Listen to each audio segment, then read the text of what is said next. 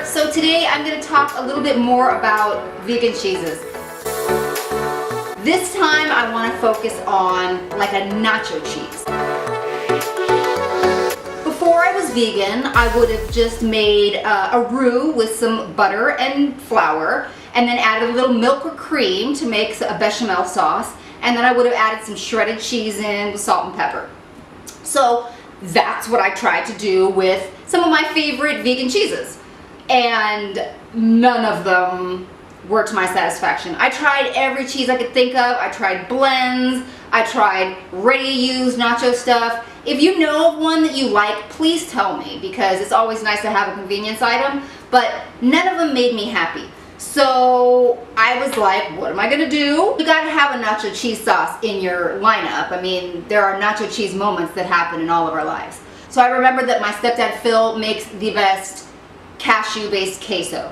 He's not even vegan himself. My mother is, but this is just the yummiest by far. So I told him that I wanted the recipe because I needed a nacho cheese sauce, or queso.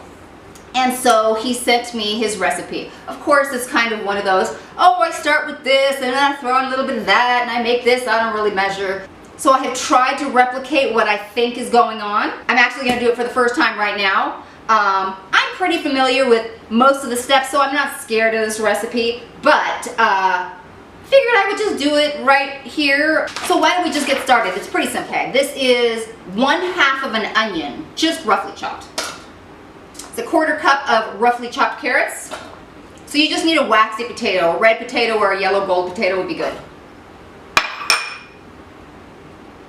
That was 1 cup. And 1 cup of water. So I'm going to put this on the stove, put the top on, allow it to simmer for 15 minutes until the vegetables are tender. I've got my handy dandy Vitamix right here. So in the blender it says to add the cashews. This is a 1/4 cup of cashews. If you don't have a Vitamix or a high-powered blender, soak your cashews first so that you don't get a gritty texture afterwards. The high-powered blenders are going to grind up the cashews so you don't get that gritty. But if that happens, or if it's a concern, next time I like to do a quick soak. You can just do hot water on them and let them soak for about an hour, and it'll soften them up. 1½ teaspoons of salt, 1/2 clove of garlic, 1½ teaspoons of Dijon mustard, 1 teaspoon of freshly squeezed lemon juice, 1/4 teaspoon of regular paprika, an 1/8 teaspoon of smoked paprika. I hear my vegetables are starting to simmer back there, so I'm going to put the top on and let them go for 15 minutes or until the vegetables are tender. And I'm going to lower the temperature. I'm going to go ahead and put 1/2 cup of water. Blend it till it's smooth. This is just the first blend. We're going to add more in here. So I'm going to put this off to the side. Alright, so while that's simmering for 15 minutes, we're going to start sauteing some of the other ingredients. I have a large, high-side saute pot, so I'll go ahead and saute the onion in 1 teaspoon of olive oil until they are caramelized, so over low to medium for about 8 to 10 minutes. So I'm going to go ahead and start those. So the onions are done. You just want them to start caramelizing. So I think a lot of recipes do that. They say caramelize the onions, and if you really got them caramelized, it would take a really long time. So what I'm saying, start to get them caramelized. You want them to start browning. You don't want them to burn, just want them to start browning. It's going to bring out some of the sugars in there and get them kind of a richer flavor, deeper flavor. Okay, so once your onions are started to caramelize and brown, you're going to put in, this is 1/2 can of Mexican-style diced tomatoes. This is 1/2 of a package of the Lightlife burger crumbles. It's a 1.5 cups if you want to do it like that. This is 3/4 cup. I like Lightlife for this particular one because it's a smaller crumble. I like it better for sauces, if I'm doing like a bolognese or something like that. This is the crumble I like for that. and then half of a package of taco seasonings. My stepdad actually usually makes this in double batches because it's really good, but I have brought it down to a single batch, so that's why a lot of them are in halves. So go ahead and add the tomatoes, burger crumbles, and the seasonings. I'll do seasonings first.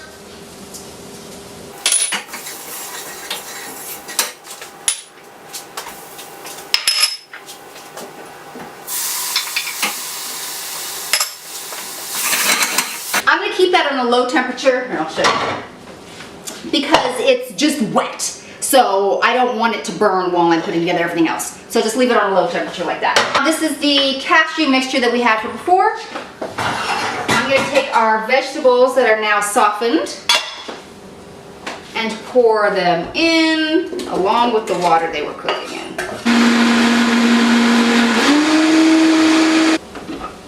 All blended up. Cheesy, cheesy sauce.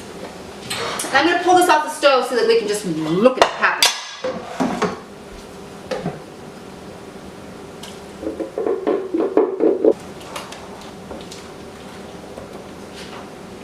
So you could have just left it straight at that cheesy sauce stage and just eat it straight like that. This is going to give you like the chip dipping queso. So, you know what, I haven't even tried it.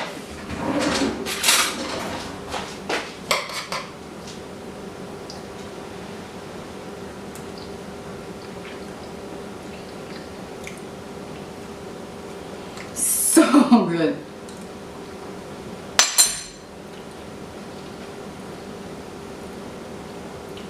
So good. You know what, Phil? Even if this is not exactly how you do it, this situation is delicious.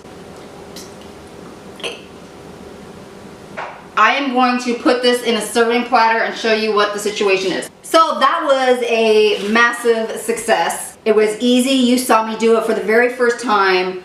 I am telling you it's delicious, and if you will go and make it, you will see for yourself how delicious it is. Please do, and then you can tell me about it. I don't even know if I really got it right or not. I could see you wanting it with twice the sauce and that same amount of crumbles if you wanted it looser. I like the amount of chunks I have in there because it's a heartier, it's like a queso dip.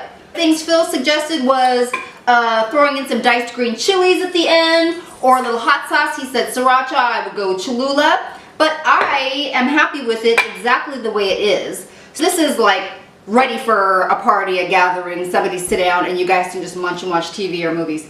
Tonight, this is what is actually happening for dinner. We'll have chips, I do a layer of brown rice, I do a layer of beans, black beans or pinto beans, and the sauce all over the top. If you like cilantro, salsa, anything like that, but it is then a nice full, relatively healthy meal.